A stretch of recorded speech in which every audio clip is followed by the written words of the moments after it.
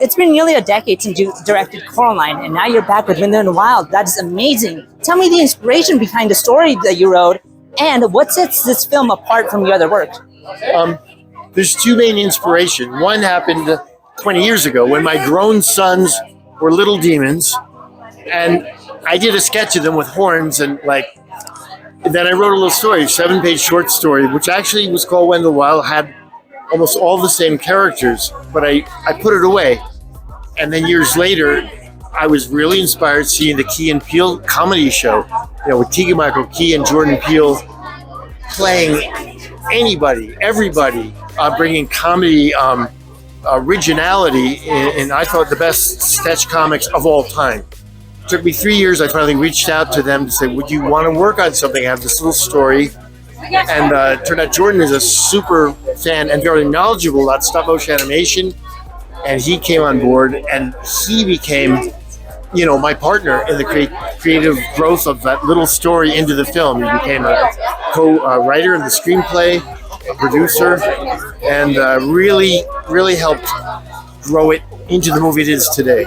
Well, Henry has 2 sons, and I have 2 sons, and Henry always had this idea of kind of taking his children and kind of developing a story around them and how they, were always kind of locking horns with one another, and that was kind of the thing that we bonded on, because we could commiserate, and it was this is what sibling rivalry is all about. So yeah, it's about family. When you have an idea, and Henry has a lot of ideas, this movie is crammed with ideas, and I think it's a matter of figuring out the kind of architecture of it, developing it, who are the characters, how best to tell the story. So yeah, I think if anything, it's what he gravitated towards and what I gravitated towards was family is not always bound by blood. Sometimes it's the things, the kind of external things that happen that kind of what is that saying? You don't choose your family chooses you. I guess that's what they say. Yeah, a lot of films tend to promote that family's always by blood. Yeah, but they don't have demons. They don't have big kind of amusement parks on devils. It's kind of a new spin on it. Will the story ever see the light of day? Because I know right now it's currently unpublished. Yeah. That's the hope. I think it's one of those things where we started it before the movie.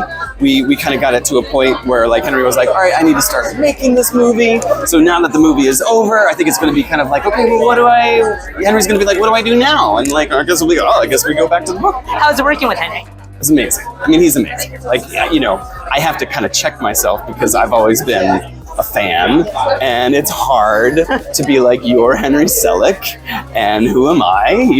This is, I do the kind of we're not worthy. I could bet.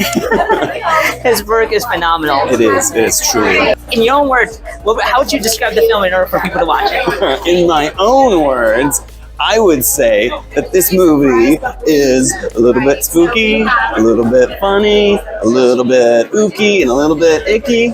I think those are my own words. Those are the words I'm going to throw your way for Wendell and Wild. Thank you so much. No, thank you. It's a pleasure. As a character designer for the film, what are some inspirations that you use to design the characters?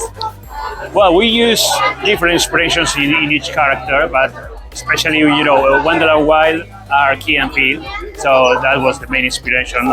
Actually, it was the beginning of the process was to draw them a lot. I saw the show Key and Peele, all the episodes. I have a lot of fun doing that, and so I drew them like crazy.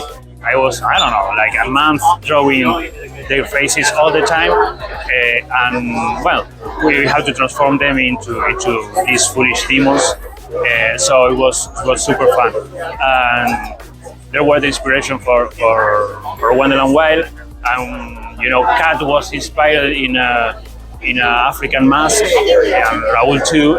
Not in an African mask, but in a Mayan mask. There's a character called Mamber. He's inspired in Marlon Brando. So we have a lot of of different influences or inspirations. And Henry, I'm not a traditional animator. Actually, I'm not an animator at all. I'm a illustrator.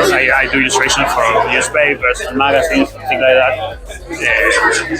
So it was my first time designing characters. I'm used to draw, faces of real people.